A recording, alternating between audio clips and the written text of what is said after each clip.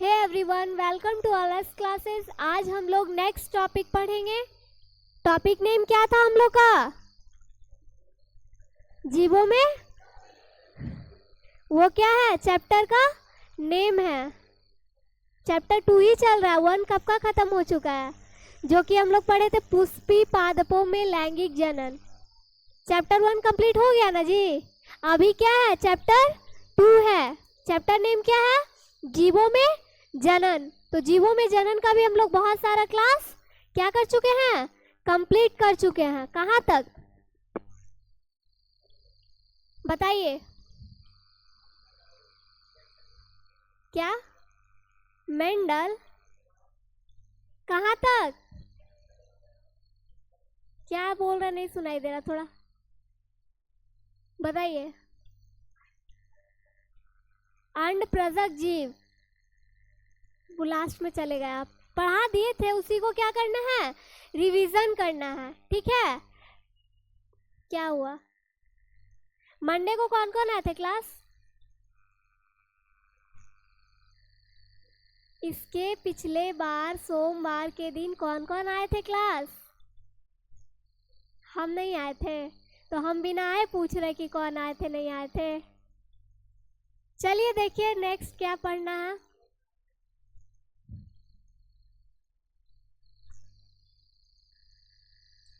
देखिए, तो यहाँ तक पढ़ा दिए थे,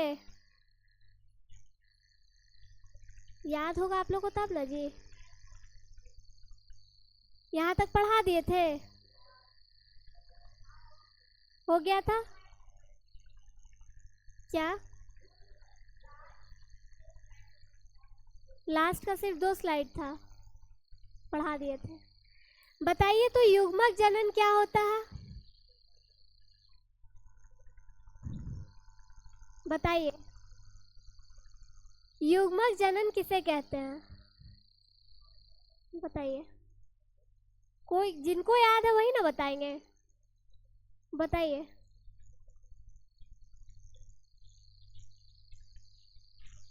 बताइए।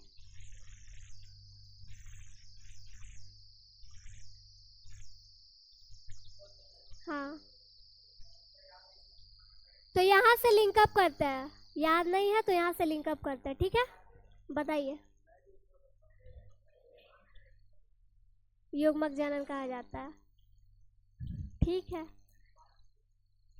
विशाल जीवों में और छोटा जीव में नहीं होगा, उच्च कोटि के जीवों में।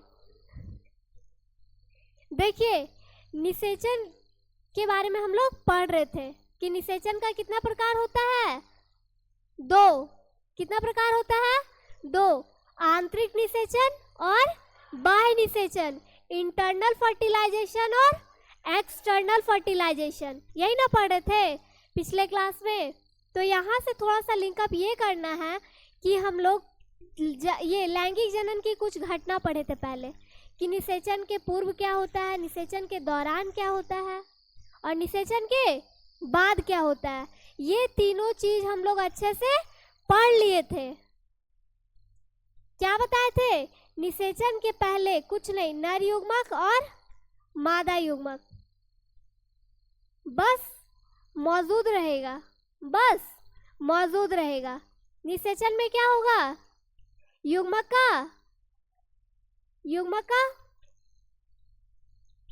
संलयन होगा। तो क्या ये चीज देख के आप लोग इसका डिफिनेशन बता सकते हैं? निषेचन किसे कहते हैं? निषेचन क्या है? जो, हाँ बोलिए। जब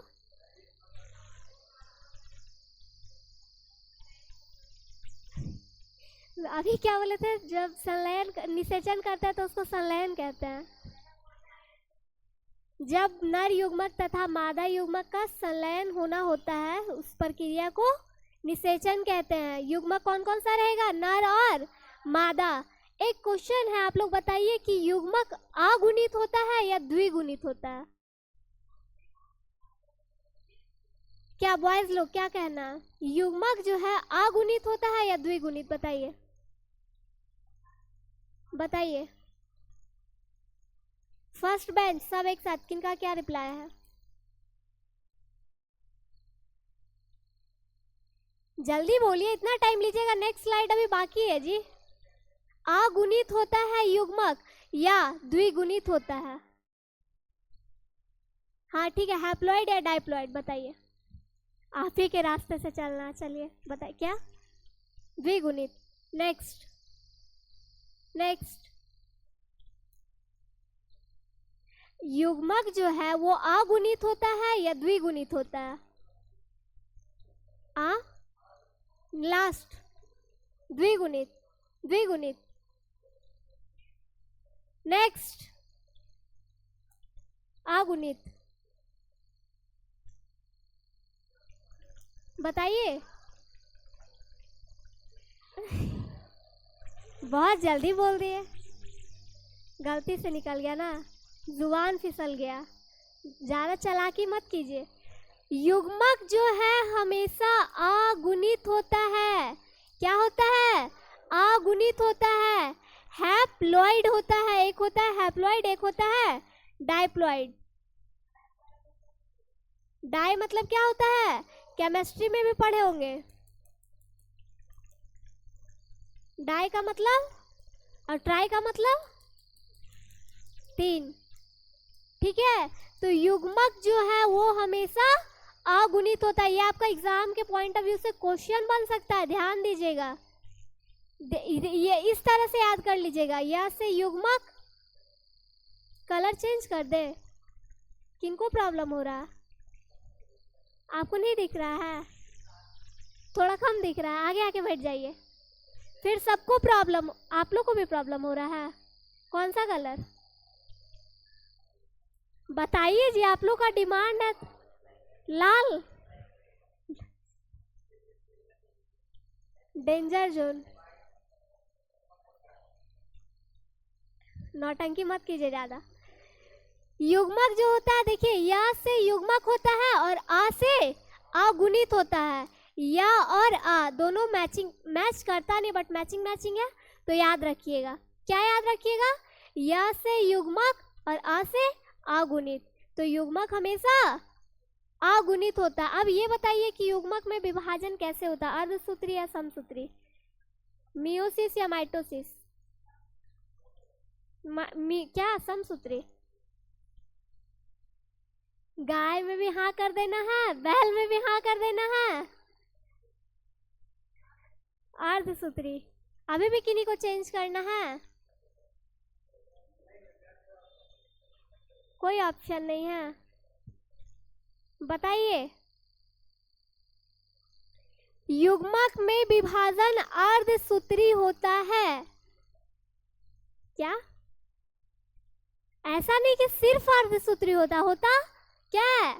समसूत्री भी होता है, लेकिन कंडीशन के थ्रू।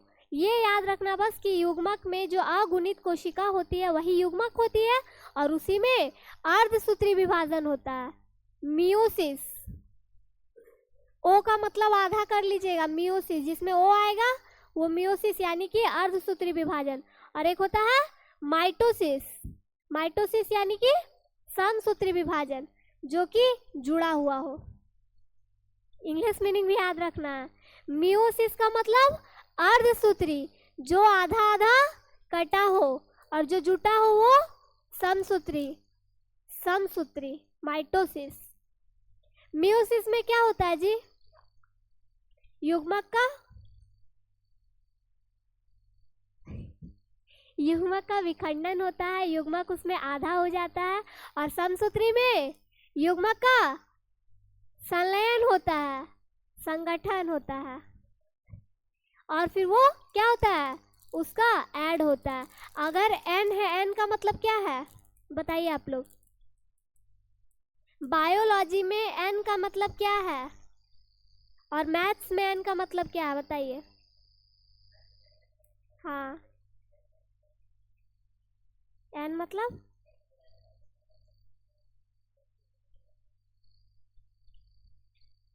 बताइए, कोई तो बताइए। एन मान सकते हैं मैथ में, ठीक है, बायोलॉजी में भी मान सकते हैं। चलिए और कोई। 2n का मतलब क्या होता है?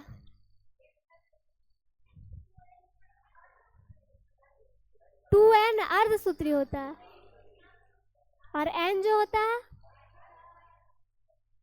कहाँ आप लोग कहीं भी लिंक अप कर रहे हैं? n का मतलब अगुणित नहीं बताए हैं? बताए हैं तो दिमाग में भूसा भरा हुआ है, कैसे भूल जाते हैं? और 2n का मतलब क्या होगा? अगर n अगुणित है तो 2n क्या होगा? द्विगुणित होगा। बताए थे पिछले क्लास में कितना बार। फोन रखिए, ठीक है। अगर n अगुणित है तो 2n क्या होगा? द्विगुणित होगा। क्या आप लोग यही ध्यान देते हैं? ठीक है। तो निषेचन के पूर्व होने वाली दो घटनाएं, यानी कि जब निषेचन नहीं हो, निषेचन के पहले, ठीक है। तो जब नर युग्मक, मान लीजिए कोई मूवी है, ठीक है, कोई एक मूवी का नाम बताइए। सैयारा, क्या? कोई भी मान लीजिए XYZ, ठीक है। क्या? XYZ, तीनों में से कोई भी हो। एक मूवी में क्या होता है जी? मूवी का क्या रोल रहता है? पूरा मूवी में मतलब क्या, एक ही कहानी होता, बस ड्रामा क्यों चेंज रहता है, बस ड्रामा उसका। एक भी किसी भी मूवी में क्या होता है? एक हीरो, एक हीरोइन, यही ना रहता है जी। एक दूसरे का मिलन, हकीकत है। उसके बाद फिर क्या क्या बोला जी? ब्याह, खत्म, ब्रेकअप हो जाता है। या तो ब्रेकअप होके मूवी का एंड होता है, या तो फिर शादी विवाह का दोनों मर जाता है, ठीक है। क्या जी? क्या बोला जी? यही सब ना होता है जी मूवी में। या एक हीरो रहेगा, एक हीरोइन रहेगी, या तो दोनों का शादी विवाह हो, या तो कुछ भी हो, लास्ट में मूवी का एंड किसी तरह से करना होता है ना? क्या? वीडियो ही बंद हो, अटक जाता है ना मेन मूवमेंट में, ठीक है। देखिए, तो ये जो युग्मक है ना, युग्मक क्या है ये तो अभी हम लोग, ठीक है, युग्मक जनन क्या है, युग्मक का स्थानांतरण क्या है, उसको जानने से पहले ये तो जान ले कि युग्मक क्या है। ये है किसी को पता युग्मक क्या है? हाँ, जनकों के शरीर में जो अगुणित कोशिकाएं पाई जाती है। जनक मतलब क्या होता है? पेरेंट्स। क्या होता है? पेरेंट्स होता है। जनन और जनक दोनों अलग अलग चीज है, कंफ्यूज मत होइएगा। जनक मतलब होता है पेरेंट्स होता है। क्या होता है? पेरेंट्स होता है। पेरेंट्स किसको बोलते हैं? पेरेंट्स किसको बोलते हैं? माता पिता को बोलते हैं। किसको बोलते हैं? माता पिता को बोलते हैं, ठीक है। तो जनक का मतलब क्या होता है? पेरेंट्स। तो जो नर और जनक में जो अगुणित कोशिकाएं पाई जाती है, उसी को क्या कहते हैं? युग्मक कहते हैं, ठीक है। तो मान लीजिए कोई मूवी है, ठीक है, तो मूवी का जो नाम है वो क्या हो गया? युग्मक हो गया। क्या हो गया? युग्मक हो गया। उसमें क्या रहेगा? एक हीरो रहेगा और एक हीरोइन रहेगा। क्या रहेगा? इसका मतलब क्या है जी? चर्च गए हैं? कोई गए हैं? कोई नहीं गए हैं? चर्च नहीं गए हैं आप लोग? नहीं, हम भी नहीं गए। चर्च नहीं गए हैं? उसमें ऐसे प्लस का सिंबल नहीं रहता है, इसको क्या बोला जाता है? गॉड। क्या? टूथ। क्या बोले? नहीं सुनाई दिया। ट्रूथ। ईसा मसीह, गॉड, मसीह। मजाक नहीं बनाना चाहिए किसी का, सबका अपना अपना भगवान होता है, ठीक है। क्या? इसका मतलब बायोलॉजी में बताइए क्या है, तो बताइए ना क्या है। मेल। तो ये क्या है?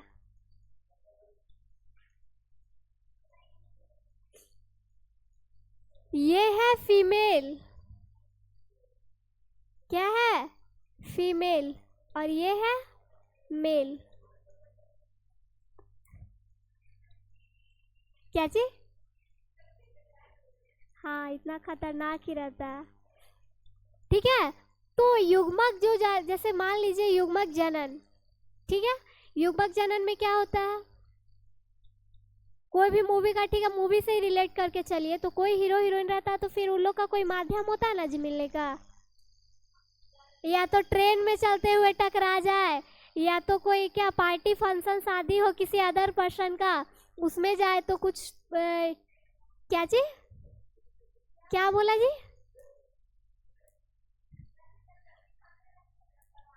क्या चीज, जब लड़की मरने लगती है, वो तो बाद में ना जी। तो लड़की जब लड़का का पहचान रहेगा तब ना जाएगा, ऐसे थोड़ी ना जाएगा। तो जैसे कि जब पता रहेगा दोनों एक दूसरे को जानते होंगे तब ना जाएंगे, मरे या फिर कुछ भी हो, अनजान बन के जो भी, तो वो दोनों का मिलने का कोई माध्यम होता है। तो उसी तरह से युग्मक जनन क्या है, नर और मादा युग्मक के मिलने की प्रक्रिया है, अभी मिला नहीं है, जो निर्माण होता है। अभी कहीं जैसे पता चल गया कि अच्छा है इस फिल्म में हीरो ये है और हीरोइन ये है, अभी बस पता चला है, ठीक है। तो निर्माण की प्रक्रिया को ही युग्मक जनन कहते हैं। अब युग्मक का स्थानांतरण, अब दोनों का बातचीत होगा आपस में, होगा ना जी, तभी क्या, हीरो और हीरोइन, राजा और रानी, एक था राजा एक थी रानी, सब तो आप लोगों को पता ही है ना। तो देखिए किसी तरह से बातचीत होगा दोनों का तो फिर फ्रेंडशिप होगा होगा तो फिर युग्मक का क्या होगा, स्थानांतरण होगा, क्या होगा, युग्मक का स्थानांतरण होगा, जो कि आप लोग को अच्छे से बता दिए, इस पे हम लोग बातचीत नहीं करेंगे क्योंकि ये टॉपिक क्या है, कंप्लीट है, कि युग्मक क्या होता है, नर तथा मादा युग्मकों की गठन की प्रक्रिया या निर्माण की प्रक्रिया को क्या कहते हैं, युग्मक जनन कहते हैं, ठीक है। जीवों में बीजाणु धानियों में बीजाणु निर्माण अर्धसूत्री विभाजन द्वारा होता है, मियोसिस या माइटोसिस, हो गया, मियोसिस होगा ना जी। इन बीजाणुओं का एक विशिष्ट प्रक्रिया के तरह युग्मकों में परिवर्धन होता है, यानी कि जब युग्मक का निर्माण हो गया है तो युग्मक क्या होगा, अपने आप में परिवर्तन करेगा, कैसे करेगा, कोई माध्यम का आवश्यकता होगा, ठीक है। और इस प्रक्रिया को युग्मक जनन कहा जाता है। अभी सिर्फ और सिर्फ युग्मक का निर्माण हुआ है, ठीक है। और किसी का कोई डाउट? युग्मक दो तरह के होता है, पिछले क्लास में बताए थे, सम युग्मक और विषम युग्मक।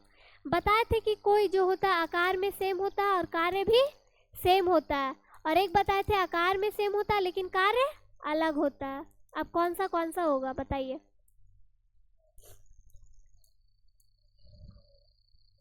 बताइए, देख के बताइए, डिफरेंट, अलग अलग हो, देख के पता चल रहा, आप देख के बताइएगा क्या। जब दोनों युग्मक एक दूसरे के समान दिखते हो, नाम से ही पता चल रहा है क्या कि ये सम है। सम का मतलब ऐड ही नहीं होता, सिर्फ सम का मतलब समान भी होता है, एक दूसरे के समान दिखाई देना। जैसे कि क्लैडोफोरा एक शैवाल का समयुग्मक है, मतलब एक दूसरे के समान दिखता है। विषम युग्मक जब युग्मक क्या हो, अलग अलग दिखाई दे, जैसे में फ्यूकस एक शैवाल है, विषम युग्मक। मानव के विषम युग्मक यानी कि मेल गैमेट और फीमेल गैमेट दोनों क्या होगा, डिफरेंट तो होगा ना, सेम होगा जी, दोनों मेल होगा तो मेल के तरह होगा, फीमेल होगा तो कुछ तो जरूर अलग होगा उन दोनों में, तो वो क्या हो जाएगा, विषम युग्मक। तो युग्मकों की कितनी किस्में होती है, दो, सम युग्मक और विषम युग्मक, ठीक है। एकदम जल्दी जल्दी इसको कंप्लीट करना। देखिए जीवों में लैंगिकता, लैंगिक जनन किनको किनको पता, बॉयज लोग, बताइए।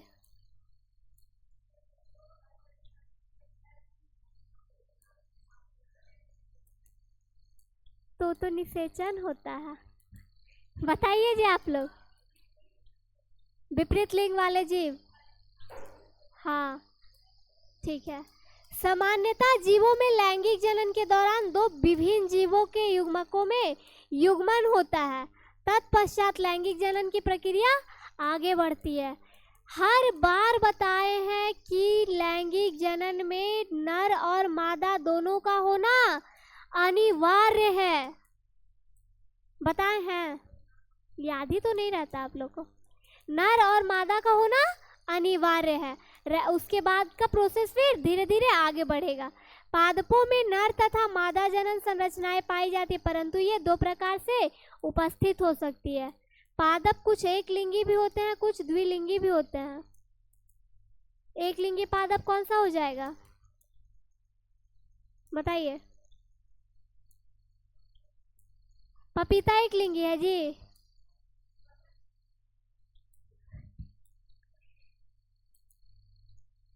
ध्यान दीजिएगा तब ना। पपीता क्या है, एक लिंगी है क्या? पपीता क्या है जी? कुछ पादप एक लिंगी होते हैं, कुछ पादप क्या होते हैं, द्विलिंगी होते हैं। देखिए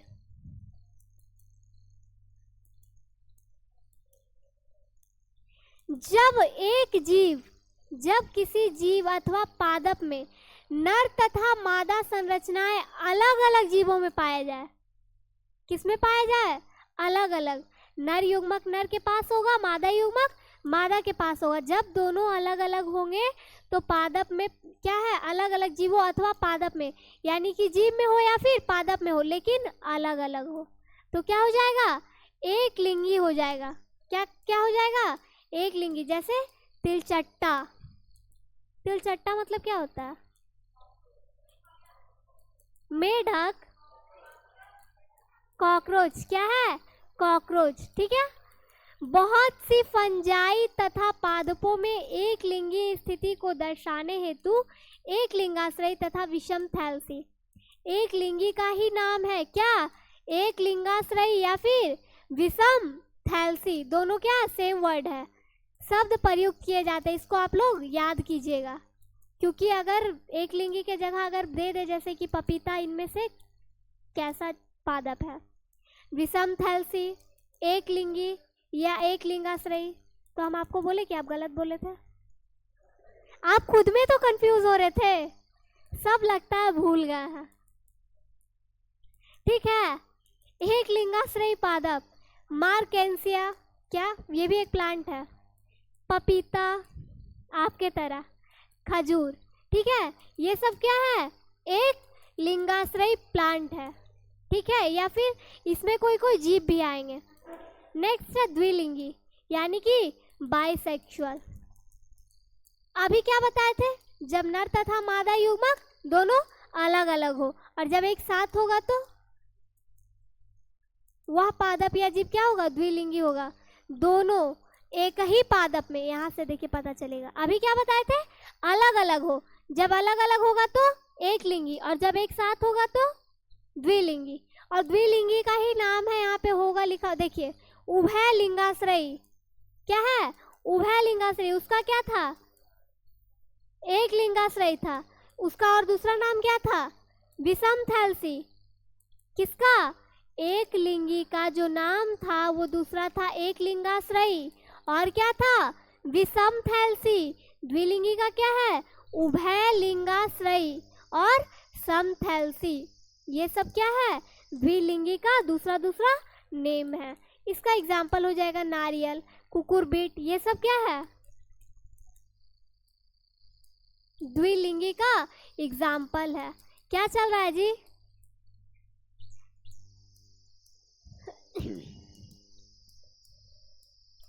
ये भी बताए थे।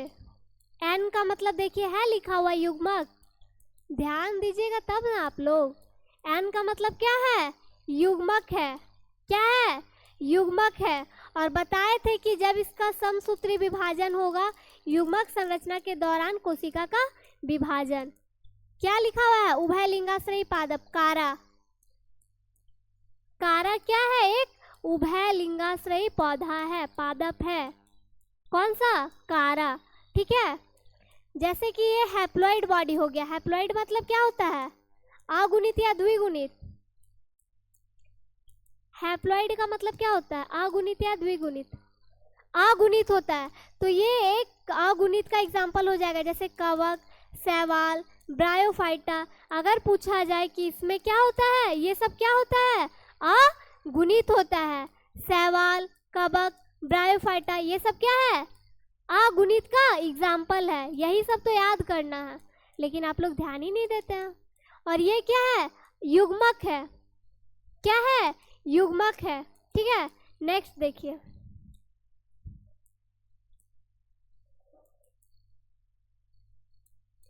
अगुणित कोशिका, अभी जो फिगर देखे थे वो क्या था? हैप्लॉइड बॉडी का ही था। ये जो पॉइंट है ना, इसके पहले वाला फिगर इसी पॉइंट का था। ठीक है, ऐसी कोशिका जिसमें गुणसूत्रों का एक समूह उपस्थित हो, यानी कि दोनों में से कोई एक मौजूद हो और एक एब्सेंट हो। क्या हो? एक प्रेजेंट हो और एक एब्सेंट हो, तो वो क्या हो जाएगा? क्या हो जाएगा? कंफ्यूज हो जाते हैं। अगुणित हो जाएगा। द्विगुणित रहेगा तो दोनों मौजूद होगा, और अगुणित होगा तो कोई एक मौजूद रहेगा। ठीक है, देखिए प्राणी जंतु यानी कि टेरिडोफाइटा, जिम्नोस्पर्म, एंजियोस्पर्म ये सब क्या है? द्विगुणित है। क्या है? द्विगुणित है। इससे पहले जो अभी हम लोग देखे थे, क्या देखे थे? कवक, और क्या था? शैवाल, और क्या था? ब्रायोफाइटा। ये सब क्या था? अगुणित था। और अभी क्या देख रहे हैं? एंजियोस्पर्म, जिम्नोस्पर्म ये सब क्या है? ये सब एग्जाम्पल है, याद रखिएगा अगर आए तो, कि जैसे कि इसमें से कौन सा अगुणित है, कौन सा द्विगुणित है, तो एग्जाम्पल के थ्रू याद करना पड़ेगा। ठीक है, तो ये 2n का मतलब क्या हो जाएगा? द्विगुणित हो जाएगा। क्या हो जाएगा? n प्लस n क्या होता है? नहीं, कौन नहीं बोला जी? n प्लस n क्या होता है? 2n। और 2n को जब n से डिवाइड करेंगे तो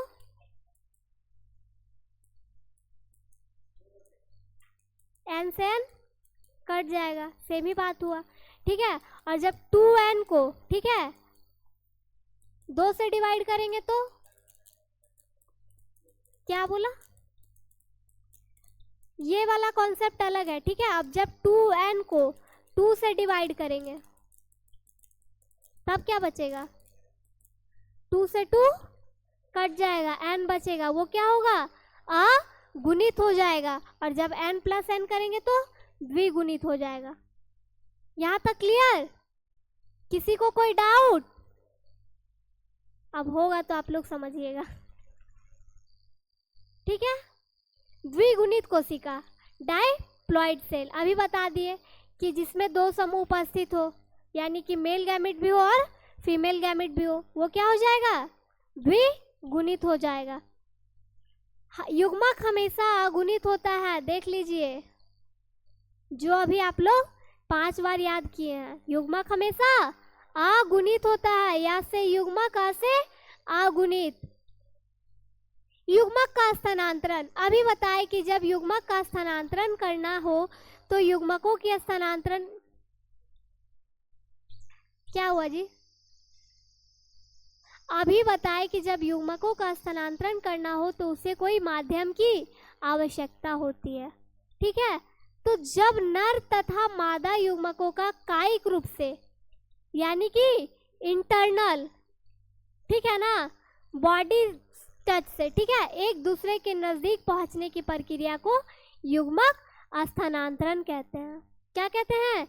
युग्मक स्थानांतरण कहते हैं। ठीक है, जैसे नर तथा मादा युग्मक निषेचन के लिए एक दूसरे के निकट आते हैं। यहाँ पे एक क्वेश्चन बन सकता है कि युग्मक का स्थानांतरण करना क्यों अनिवार्य है? युग्मक का स्थानांतरण होना क्यों अनिवार्य है? निषेचन के लिए युग्मक एक दूसरे के नजदीक आते हैं। ठीक है। अधिकतर जीवों में नर युग्मक चलनशील तथा मादा युग्मक अचल तथा स्थानबद्ध होता है। हम पिछले क्लास में बताए थे, याद तो क्या है नहीं है वो तो आप ही लोग जानिएगा। बताए थे कि मादा युग्मक जो होता है उसका कोई काम नहीं होता है, मिलना होता है किसको? नर युग्मक को। तो जो मादा युग्मक होती है वो अचल होती है, स्थानबद्ध होती है, और जो नर युग्मक होता है वो चलनशील होता है। ये भी याद रखिएगा, नर युग्मक जो होता है वो चलनशील होता है और मादा युग्मक जो होती है वो स्थानबद्ध या अचल होती है, क्योंकि वो एक ही स्थान पे स्थिर रहती है। जैसे अपवाद है इसमें कुछ फंजाई और कुछ शैवाल। अपवाद कहे तो इसमें मादा युग्मक भी चलनशील हो सकती है। इसमें क्या था, अभी हम लोग जो पढ़े कि मादा युग्मक जो होती है स्थानबद्ध होती है, अचल होती है, वो स्थिर रहती है। मगर कुछ अपवाद भी है जिसमें दोनों के दोनों क्या हो सकते हैं? चलनशील हो सकते हैं। या तो नर वाले जो है वो अचल हो जाए, है ना, कुछ जो है इसमें अपवाद है। ठीक है, चलिए नेक्स्ट। ये देखिए, इसका बस माध्यम है कि जल के द्वारा युग्मक का स्थानांतरण। पिछले क्लास में भी बताए थे कि जो युग्मक होता है वो जल में तैरेगा, स्पर्म जो होगा, और वो फिर ओवम से मिलेगा। ठीक है, कोई ना कोई उसका माध्यम होगा। ठीक है, देखिए इसको एक पॉइंट में खत्म कर लेते हैं। कुछ फंजाई और शैवालों में असाधारण रूप से दोनों किस्मों के युग्मक चलनशील होते हैं। क्या था, ध्यान दीजिएगा, कुछ फंजाई और शैवालों में असाधारण रूप से, यानी कि अपवाद कंडीशन है जिसमें दोनों के दोनों चलनशील होते हैं। इन युग्मकों को एक दूसरे के निकट आने के लिए चलन करना होता है। चलनशील क्यों होंगे? आपस में संलयित होने के लिए। ठीक है, तो चलन करना होता है और इसके लिए इन्हें एक माध्यम की आवश्यकता होती है जिससे ये युग्मक गति करते हैं। गति करेंगे तब ना मिलेंगे, और इसमें माध्यम क्या है?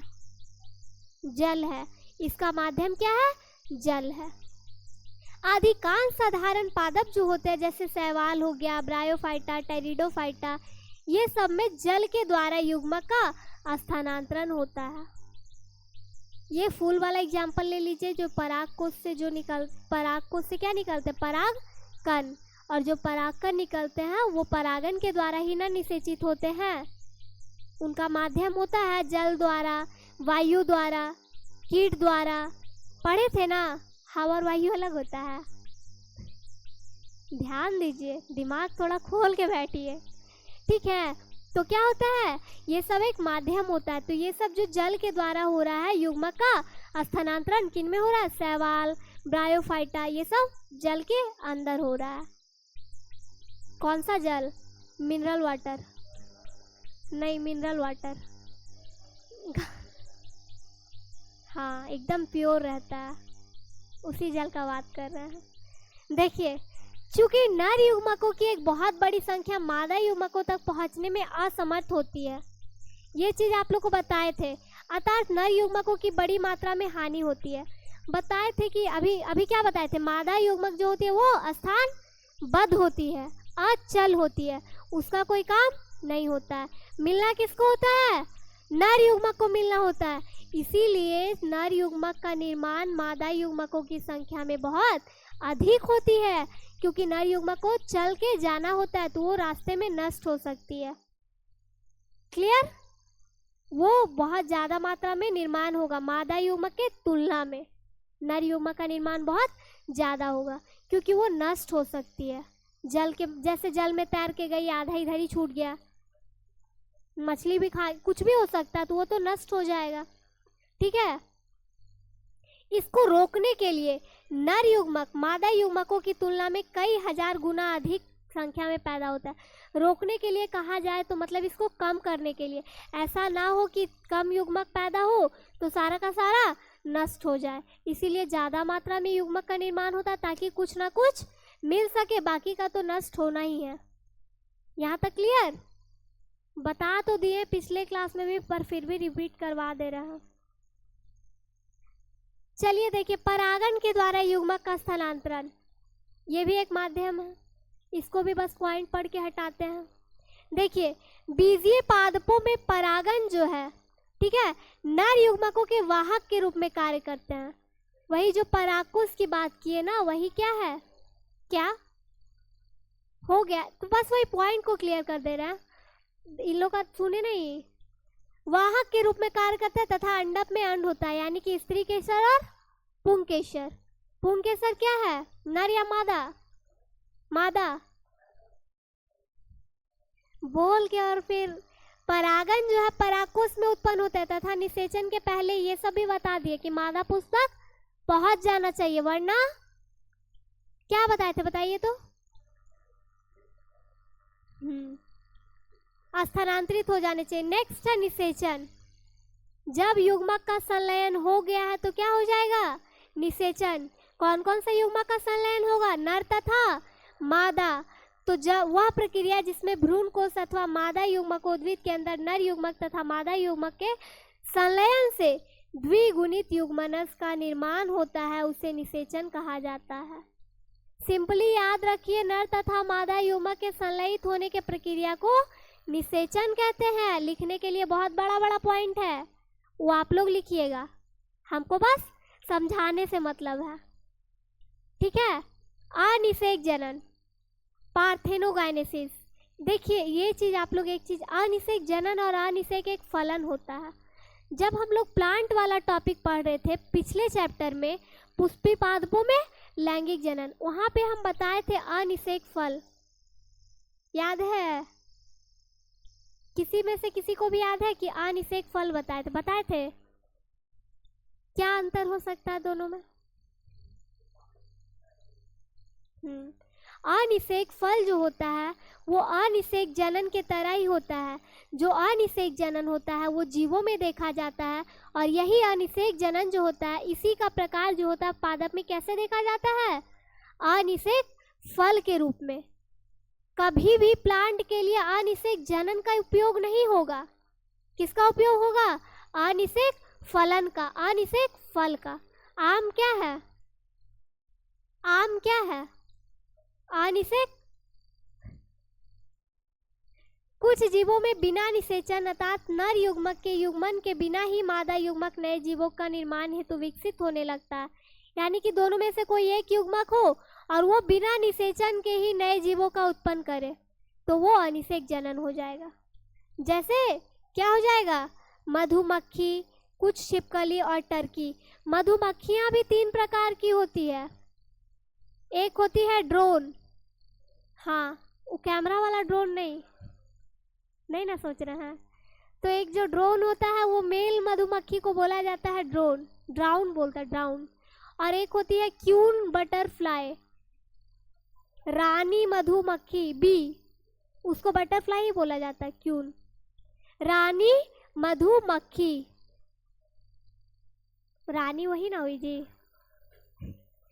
एक होता है ड्राउन, एक होती है रानी मधुमक्खी, और एक होता है मजदूर मधुमक्खी जो सिर्फ वर्कर का काम करता है।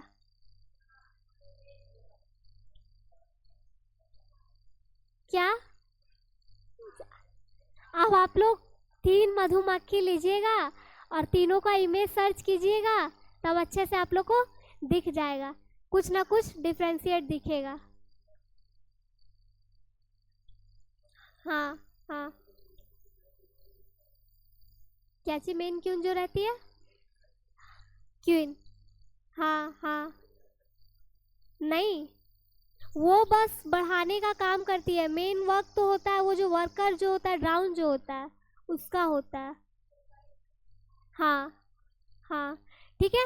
तो अनिषेक जनन मधुमक्खी हो गया, कुछ छिपकली हो गया, ये सब क्या है, अर्थात इसका शॉर्ट डिफाइन देखिए। क्या, फाइटर कौन रहता है, नहीं करेगा जी, तो वो एक परिवार है ना जी, वो एक समूह है ना। अर्थात अंड से भ्रूण बनने की प्रक्रिया को अनिषेक जनन कहते हैं।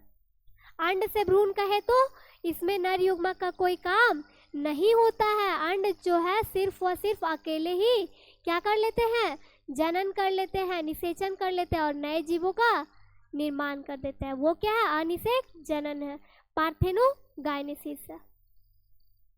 अब आया जीवों में निषेचन कितना प्रकार होता है? 2 प्रकार, बाह्य और आंतरिक। बाह्य मतलब बाहर, आंतरिक मतलब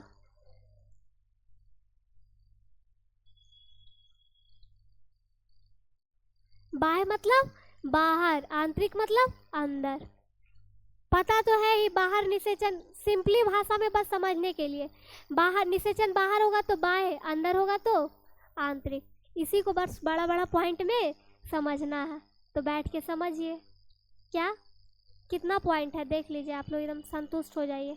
बस इसमें तो कुछ नहीं है, बस एक बार में इसमें इतना बड़ा फिगर ही है ना जी। तो बस बाह्य और आंतरिक को अच्छे से समझिए, ठीक है।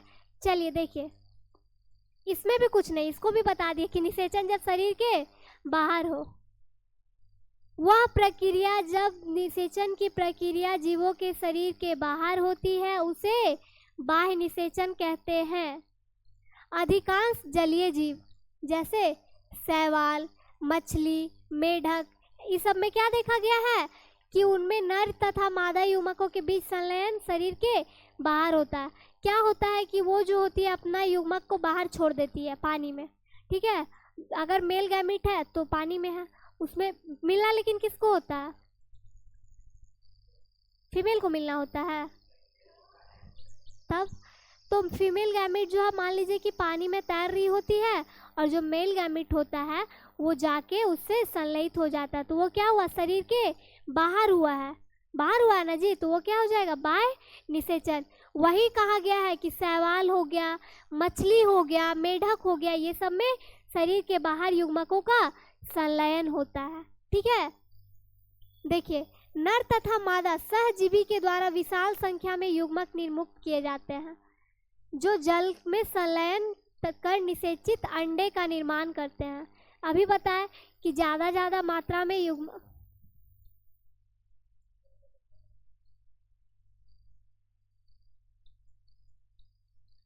क्या चल रहा है जी?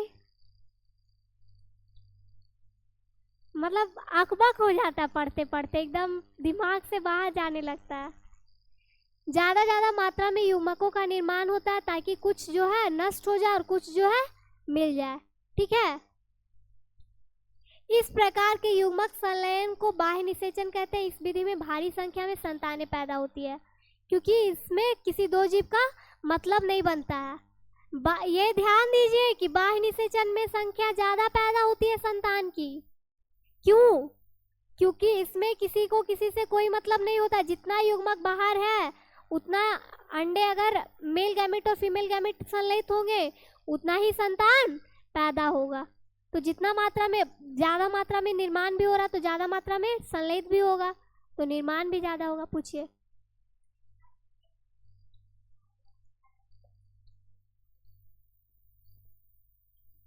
हाँ,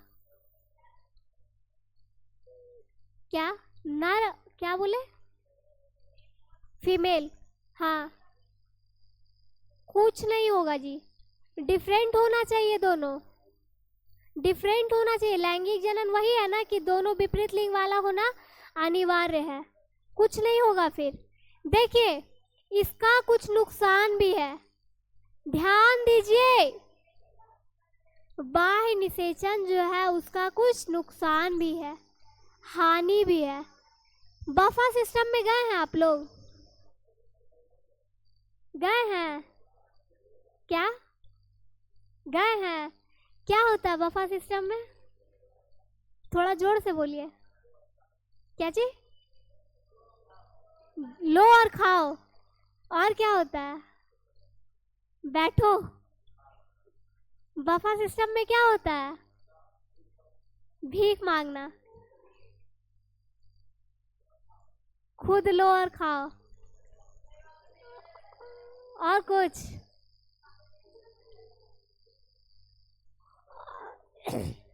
और खुद से लीजिए और खाइए। और गांव के भोज में कौन कौन सम्मिलित हुए हैं? गांव के भोज में कौन कौन सम्मिलित हुए? एकदम प्योर। क्या किया जाता है जी? गांव का भोज में क्या किया जाता है? बैठा जाता है। बैठने के लिए कुछ देगा तब ना, कैसे ही बैठ जाएगा? हाँ, जमीन में। ठीक है, ठीक है, बैठा जाता है। उसके बाद पत्तल दिया जाता है। उसके बाद क्या? गिलास, गिलास बोलता है। हाँ ठीक है, उसके बाद कितना? यहाँ भोज चल नहीं रहा है, यहाँ बस बताना है कितना पूड़ी लीजिएगा। यहाँ भोज चल रहा है, यहाँ बस प्रोसेस। अच्छा, उसके बाद पूछ के स्टार्टिंग में ही पूछ लेता है बैठने के बाद कि कितना पूड़ी दे। क्या जी? तो स्टार्टिंग में ही पूछ लेते हैं जी कि कितना पूड़ी दे। स्टार्टिंग में थोड़ी ना पूछा जाता है, वो तो बाद में एडिशनल के लिए पूछा जा। वो तो अपना अनुमान लगा के उतना सबको पता रहता है कि बच्चा है तो कितना देना। ठीक है, देखिए क्या होता है दोनों में। अच्छा ठीक है, गांव का भोज के बारे में आप लोग बता दिए, बफा सिस्टम के बारे में बता दिए। दोनों में क्या डिफरेंशिएट है? बफा सिस्टम और गांव का भोज दोनों में क्या अंतर है? मेहनत लगता है ज्यादा, और बफा सिस्टम में तो खुद से बन जाता है जी, कोई तो बनाता ही है ना खाने वाले के लिए। हाँ, जाना रहता है। तो देखिए देखिए दोनों में, जैसे खाने वाले के लिए, ठीक है, खाने वाला गांव वाला भोज में भी जाएंगे और खा लेंगे, बफा सिस्टम में भी जाएंगे और खा लेंगे। देखिए अंतर ये होता है कि बफा सिस्टम में आपसे कोई कुछ पूछेगा नहीं, आपको क्या मिला, क्या नहीं मिला, क्या खत्म हो गया है। मैनेजमेंट होता सही है, सही, ऐसा बात नहीं है, खराब नहीं बोलना चाहिए, आजकल तो वही चल ही रहा है। मैनेजमेंट होता सही है, मगर वो आपके ऊपर डिपेंड करता है। अगर आप पानी पूरी के लिए प्लेट लेके खड़े हैं तो खड़े रहिए, किसी को कोई फर्क नहीं पड़ने वाला है। वो आपकी कैपेसिटी लेवल है कि आप कितना देर वहाँ खड़ा रह सकते हैं, है ना जी? वहाँ आप कितने देर टिक सकते हैं प्लेट लेके। खाने का तो ठीक है, वो अपनी अपनी बात है, बट टिकने का बात आपके ऊपर है। और गांव का भोज में क्या होता है? फोर्स किया जाता है, नहीं लीजिए 2 पूड़ी और ले लीजिए ना, मेरे तरफ से 1 ले लीजिए, बोला जाता है ना जी। रिसेप्शन में कोई बोलेगा आपको ऐसा खा लीजिए मेरे तरफ से? मन है तो खाइए वरना जाइए। क्या जी? तो वही तो, मन है तो खाइए वरना जाइए, हमें कोई फर्क नहीं पड़ता है। लेकिन गांव वाला भोज क्या है? अभी भी बहुत आदर सत्कार के साथ खिलाया जाता है, रिस्पेक्ट दिया जाता है ना, ध्यान दिया जाता है। तो यही अंतर है दोनों में। देखिए क्या अंतर है कि बाह्य निषेचन जो होता है वो एक रिसेप्शन के तरह होता है। सारे लोग ध्यान दीजिए, अभी क्वेश्चन पूछेंगे तो बताइएगा नहीं फिर। बाह्य निषेचन जो होता है वो एक रिसेप्शन के तरह होता है कि गए, खाने मिला तो ठीक है, नहीं मिला तो ठीक है, चलिए सेवा। बाहर वाले में ना बस वही कि शरीर के बाहर मिलता है तो उसको बाह्य निषेचन कहते हैं। हाँ, वो मेल गैमेट और फीमेल गैमेट। तो देखिए क्या होता है, इस विधि में नुकसान यह है कि अधिकांश निषेचित अंडे जो होते हैं तथा शिशु शिकारियों के शिकार होने के कारण नष्ट हो जाते हैं। इसको कंपेयर कैसे करें? कुछ लोग ऐसे होते हैं कि पानी पूरी वाले के आगे जाके खड़े हो जाते हैं, भैया हमको दीजिए, भैया हमको दीजिए, वही ज़्यादा खा पाते हैं, बाकी तो जो पीछे है वो पीछे ही रह जाते हैं। तो ये होता है कि जो वो युग्मक होता है उसका शिकार हो जाता है ना, क्योंकि वो शरीर के बाहर रहते हैं। और गांव वाला भोज में क्या होता है जी? मामला कुछ गड़बड़ है, स्टॉक में रहता है। कभी भी शादी विवाह का कोई भी भोज में गए हो, रसगुल्ला खिलाया जाता है, गांव वाले भोज के लिए यही स्पेशल होता है। रिसेप्शन की तो बात ही अलग है ना जी? गांव का भोज में स्पेशल क्या होता है? मिठाई होता है, वो स्टॉक में रखा जाता है, पहले से ही सबको ये क्या बोलते हैं बता दिया जाता है कि किसको कैसे देना है, पहले 1 या 2 देना है, बस इतना में ही स्टॉक रखना है। तो यही होता है कि जो इंटरनल होता है वो बॉडी के अंदर रहता है। इसको कंपेयर कैसे किए? जैसे कि भंडार घर में मिठाई भंडार के अंदर रखा जाता है तो वो क्या रहता है? सुरक्षित रहता है। और रिसेप्शन में क्या रहता है? बाहर रहता है, कोई भी आ रहा है, जा रहा है, खा रहा है ना। देने वाला रहता है, लेकिन वो जो मेन पेरेंट्स जो होता है वो उतना केयरिंग नहीं होते हैं। आपको जितना मन है आप खाइए तो खाइए, नहीं तो फेंक भी सकते हैं, है ना जी। बहुत लोग खाना को व्यर्थ भी करते हैं लेकिन गांव के भोज में ऐसा नहीं करने दिया जाता है। वहाँ आपके आगे पीछे वो मंडराते रहेंगे, जल्दी से फिनिश कीजिए, और आप छोड़ भी नहीं सकिएगा गांव वाले भोज में, ठीक है ना। तो वही टॉपिक का ही बात कर रहे हैं कि कंपेयर दोनों का कर सकते हैं। इसमें जो है वो बाहर का क्या होता है, नुकसान होता है। क्यों? क्योंकि बाहर इसमें युग्मक रहेंगे तो ये नष्ट हो जाएंगे, और अंदर वाले में क्या रहेंगे, सेफ रहेंगे। जो युग्मक अंदर रहेंगे वो सेफ रहेंगे, जो बाहर रहेंगे वो नष्ट हो जाएंगे, ठीक है। यहाँ तक किसी को कोई दिक्कत?